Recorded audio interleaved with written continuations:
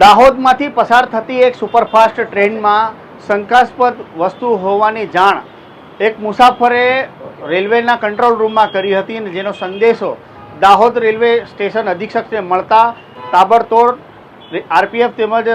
જીઆરપીને જાણ કરવામાં આવી હતી અને ટૂંકા ગાળામાં જ જીઆરપી તેમજ આરપીએફનો કાફલો પ્લેટફોર્મ નંબર 3 પર પહોંચ્યો હતો અને થોડીક જ વારમાં આ સુપરફાસ્ટ ટ્રેન સ્ટેશન પર આવતા ટ્રેનના જનરલ કોચમાં ચેકિંગ હાથ ધરતા એક શંકાસ્પદ થેલી મળી આવી હતી। આ સમગ્ર મામલો દાહોદ રેલવે સ્ટેશનનો છે, જ્યાં ગોધરાથી નીકળેલી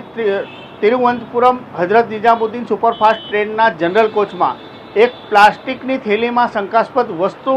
બિનવારસી હાલતમાં હતી અને તે હલી રહી હોવાની જાણ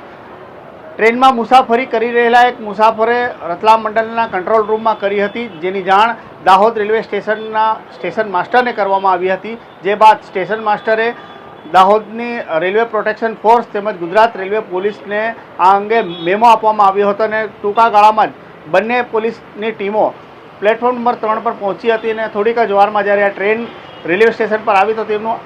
સ્ટોપેજ દાહોદમાં ન હોવા છતાંય તે ટ્રેનનો ઇમરજન્સીમાં સ્ટોપેજ દાહોદ ખાતે કરવામાં આવ્યો હતો। ટ્રેન રોકાણ કર્યા બાદ જીઆરપી તેમજ આરપીએફની ટીમ જે બાતમીમાં દર્શાવેલી હતી તે જનરલ કોચમાં પ્રવેશ કર્યા હતા અને શંકાસ્પદ થેલી લઈને નીચે ઉતરી ગયા હતા અને ત્યારબાદ 5 મિનિટના રોકાણ બાદ આ સુપરફાસ્ટ ટ્રેનને દિલ્હી તરફ જવા માટે રવાના કરી હતી અને ત્યારબાદ આ પ્લાસ્ટિકની થેલી ખોલતા તેમાંથી દરિયાઈ કરચલા એટલે કે કેકડા મળી આવતા પોલીસે આ મામલે આ જે કેકડા હતા તે કોણ લઈ જતું તેની જાણ થઈ નહોતી, પરંતુ આ કેકડાઓને મુક્ત કરવા માટે ગુજરાત રેલવે પોલીસે કાર્યવાહી હાથ ધરી છે। શંકાસ્પદ વસ્તુ ન મળી આવતા આરપીએફ તેમજ જીઆરપીને રાહતનો શ્વાસ લીધો હતો।